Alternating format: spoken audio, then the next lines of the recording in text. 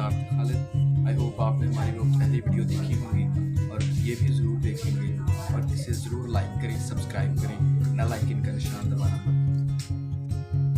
یہوہ کے 7 نام یا القابات. ٹائٹلز. خروج 3 باب اس کی 14 سے 15 آیت میں یوں مرقوم ہے, خدا نے موسیٰ سے کہا, میں جو ہوں سو تو بنی اسرائیل سے یوں کہنا کہ میں جو ہوں نے مجھے تمہارے پاس بھیجا ہے. پھر خدا نے موسیٰ سے یہ بھی کہا کہ تو بنی اسرائیل سے یوں کہنا کہ یہوہ تمہارے باپ دادا کے خدا, ابراہم کے خدا اور اسحاق کے خدا اور یعقوب کے خدا نے مجھے تمہارے پاس بھیجا ہے اور اب تک میرا یہی نام ہے.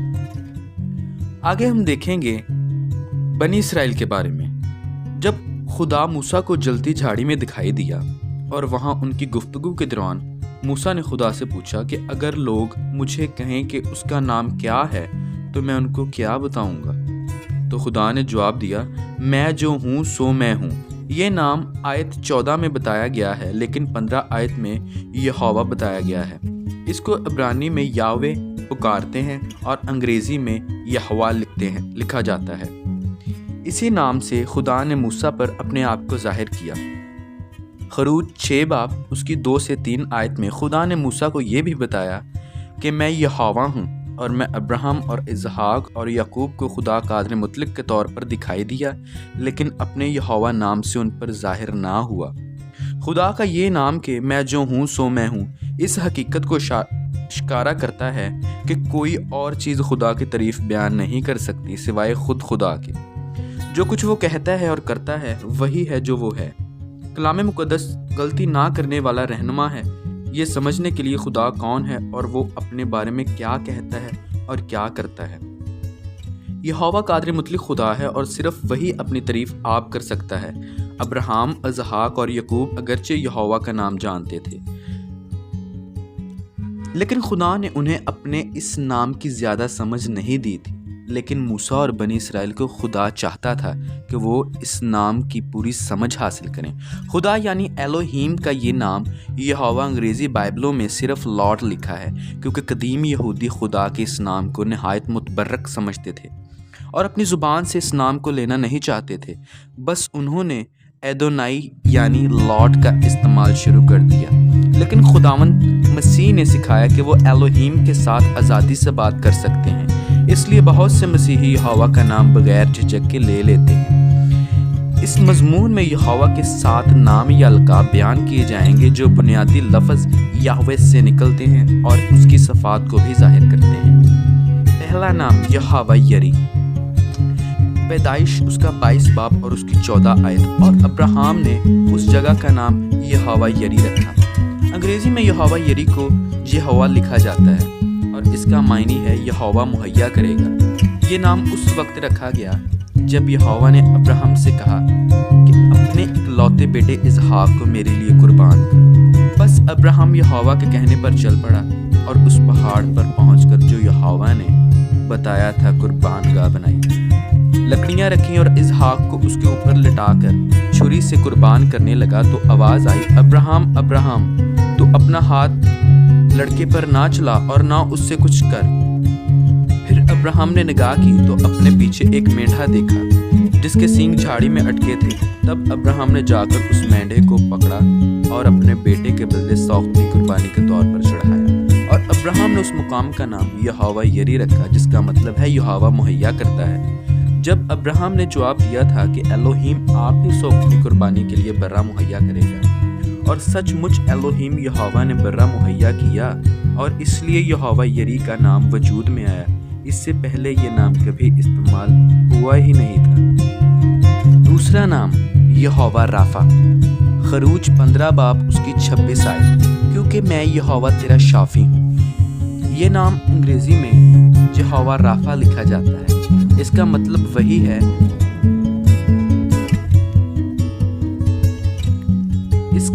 وہی ہے جو یہوہ نے بتایا ہے کہ میں یہوہ تیرا شافی ہوں. یہ نام یہوہ نے اس وقت بتایا جب بنی اسرائیل شور کے بیابان میں آئے اور 3 دن تک انہیں کوئی پانی کا چشمہ نہ ملا اور جب وہ مارا میں آئے تو مارا کا پانی پی نہ سکے کیونکہ وہ کڑوا تھا. اس لیے اس جگہ کا نام مارا پڑ گیا۔ تب وہ لوگ موسیٰ پر بڑبڑا کر کہنے لگے کہ ہم کیا پئیں؟ اس نے یہوہ سے فریاد کی۔ یہوہ نے اسے ایک پیڑ دکھایا۔ جب اس نے پانی میں ڈالا تو پانی میٹھا ہو گیا۔ وہیں یہوہ نے ان کے لیے ایک آئین اور شریعت بنائی، اور وہیں یہ کہہ کر ان کی آزمائش کی کہ اگر تو دل لگا کر یہوہ اپنے الوہیم کی بات سنے اور وہ کام کرے جو اس کی نظر میں بھلا ہے، اور اس کے حکموں کو مانے اور اس کے آئین پر عمل کرے، تو میں ان بیماریوں میں سے جو میں نے مصریوں پر بھیجیں تجھ پر کوئی نہ بھیجوں گا، کیونکہ میں یہوہ تیرا شافی۔ خروج 15 باب اس کی 22 سے 27 آیت۔ پہلا نام یہوہ یری ابراہم نے رکھا تھا اور یہوہ کے ایک فعل کو ظاہر کرتا تھا۔ یہ دوسرا نام یہوہ رافع خدا نے خود رکھا اور اس کی ایک صفت کو ظاہر کرتا ہے۔ یہاں یہوہ بنی اسرائیل کا ایسا ڈاکٹر بن کر ظاہر ہوا ہے جس کے ساتھ کوئی وقت بک نہیں کرنا پڑتا اور علاج کے لیے کوئی انتظار نہیں کرنا پڑتا، اور علاج بھی مفت ہے۔ ایماندار لوگ بھی یہوہ رافع ہمارا خداوند یسوع مسیح ہے پر ایمان رکھیں تو سب بیماریوں سے شفا پائیں گے۔ تیسرا نام یہوہ نیسی۔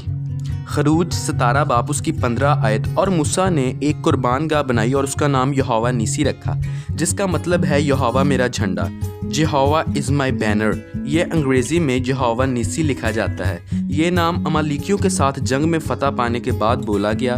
خروج 17 باب اس کی 7 سے 16 آیت میں یوں لکھا ہے، تب امالیکی آ کر رفیدیم میں بنی اسرائیل سے لڑنے لگے، اور موسیٰ نے یشوع سے کہا کہ ہماری طرف کے کچھ آدمی چن لے اور امالیکیوں سے لڑ، اور میں کل خدا کی لاٹھی اپنے ہاتھ میں لیے ہوئے پہاڑ کی چوٹی پر کھڑا رہوں گا۔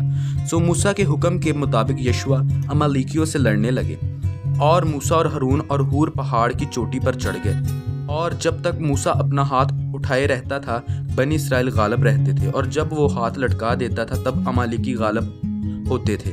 اور جب موسیٰ کے ہاتھ بھر گئے تو انہوں نے ایک پتھر لے کر موسیٰ کے نیچے رکھ دیا، اور وہ اس پر بیٹھ گیا، اور ہارون اور ہور ایک ادھر سے دوسرا ادھر سے اس کے ہاتھوں کو سنبھالے رہے۔ تب اس کے ہاتھ آفتاب کے غروب ہونے تک مضبوطی سے اٹھے رہے، اور یشوع نے امالیکی اور اس کے لوگوں کو تلوار کی دھار سے شکست دی۔ تب یہوہ نے موسیٰ سے کہا کہ اس بات کی یادگاری کے لیے کتاب میں لکھ دے، اور یشوع کو سنا دے کہ میں امالیک کا نام و نشان دنیا سے بالکل مٹا دوں گا۔ اور موسیٰ نے ایک قربان گاہ بنائی اور اس کا نام یہوہ نیسی رکھا، اور اس نے کہا یہوہ نے قسم کھائی ہے، سو یہوہ امالیکیوں سے نسل در نسل جنگ کرتا رہے گا۔ یہ نام موسیٰ نے قربان گاہ کا رکھا، یہ جگہ کا نام نہیں، ابراہم نے رکھا تھا۔ چوتھا نام یہوہ شلوم۔ قضات 6 باب اس کی 24 آیت۔ تب جدون نے وہاں یہوہ کے لیے مذبح بنایا اور اس کا نام یہوہ سلوم رکھا، جس کا معنی ہے یہوہ سلامتی ہے۔ یہوہ شلوم یہ نام جدون نے اس مذبح کو دیا جو اس نے افرا میں بنایا تھا۔ بنی اسرائیل اپنی بدی کی وجہ سے مدیانیوں سے مغلوب ہوئے، اور وہ ان کو 7 سال تک ستاتے رہے، یہاں کہ انہوں نے تنگ آ کر یہوہ سے فریاد کی تو اس نے جدون نام ایک نبی بھیجا جو غریب اور چھوٹے گھرانے کا تھا۔ اسے یقین نہیں آتا تھا کہ خداوند بنی اسرائیل کو اس کے وسیلہ سے رہائی دے گا۔ اس نے ایک نشان لگایا اور اسے ہدیہ دینا چاہا، سو وہ گیا اور بکری کا بچہ ذبح کیا، روٹیاں پکائیں اور شوربے کی ہانڈی تیار کی اور فرشتہ کے لیے لایا۔ فرشتہ نے اسے کہا کہ اسے چٹان پر ڈال دے اور شوربہ روٹیوں کے اوپر انڈیل دے۔ تب فرشتہ نے اس عصا کی نوک سے اسے چھوا جو اس کے ہاتھ میں تھا، تو چٹان میں سے آگ نکلی اور روٹیوں اور شوربے کو بھسم کر دیا۔ تب جدون نے یہوہ کے لیے مذبح بنایا اور اس کا نام یہوہ سلوم رکھا، کیونکہ اب ملک میں امن اور سلامتی ہو گئی، جہاں پہلے بے چینی، ڈر، خوف اور کئی قسم کے خطرات رہتے تھے۔ یقیناً خداوند ہمارا خدا سلامتی ہے۔ جس دل میں خداوند مسیح آ جائے اس دل میں امن اور سلامتی ہو جاتی ہے، کیونکہ وہی سلامتی کا شہزادہ ہے۔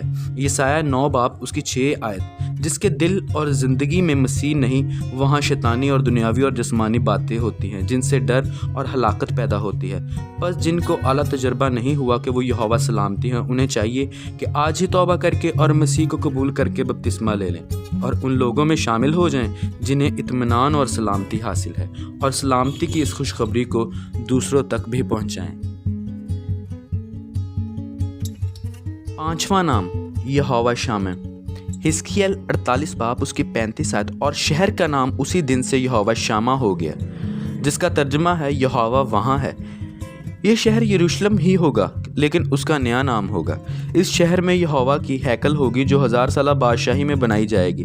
زکریا 6 باب اس کی 13 آیت کے مطابق وہیں خداوند کی ہیکل بنائے گا، اور وہ صاحب شوکت ہوگا اور تخت نشین ہو کر حکومت کرے گا۔ اس ہیکل کا نقشہ اور جگہ کا حال حزقیل کی کتاب کے آخری 9 ابواب یعنی 40 سے 48 ابواب میں پائی جاتی ہے۔ یہ ہیکل یا مقدس کے درمیان میں ہوگا، اور ارد گرد کا ملک اسرائیل کے 12 قبیلوں میں برابر تقسیم کیا جائے گا۔ اسی طرح یہ شہزادہ یعنی فرما روا کا مسکن بھی مرکز میں ہوگا۔ پہلا سیموئیل اس کا پہلا باب اور اس کی 3 آیت۔ یہ شخص ہر سال اپنے شہر سے سیلا میں رب الافواج کے حضور سجدہ کرنے اور قربانی گزرانے جاتا تھا۔ یہ ہم بات کر رہے ہیں چھٹا نام ہے جو اس کا یہوہ سات۔ یہوہ سات کا ترجمہ رب الافواج ہے۔ اوپر آسمان میں بھی فوجیں ہیں جو آسمانی سیکیورٹی کے لیے رکھی گئی ہیں۔ پہلا سلاطین اس کا 22 باب اور اس کی 19 آیت، مکاشفہ 19 باب اور اس کی 14 آیت۔ بس یہوہ کو رب الافواج کہا جاتا ہے۔ جب ابلیس نے الوہیم کے خلاف بغاوت کر دی تو میکائیل کے ماتحت انہی فوجوں نے اس کو اور سارے لشکر کو شکست دی تھی، اور ابھی ایک دفعہ اور یہ لڑائی ہوگی جس کا ذکر مکاشفہ 12 باب میں ہے، اور پھر یہ آسمانی فوجیں لڑائی کر کے ابلیس پر غالب آئیں گی۔